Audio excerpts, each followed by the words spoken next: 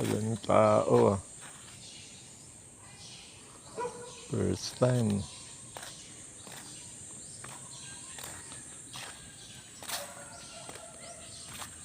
Doon meron isa lang. Taga dyan lang yun eh. Pero dito ngayon ko lang nakita walang tao. Siguro dahil holiday Biyernes Santo.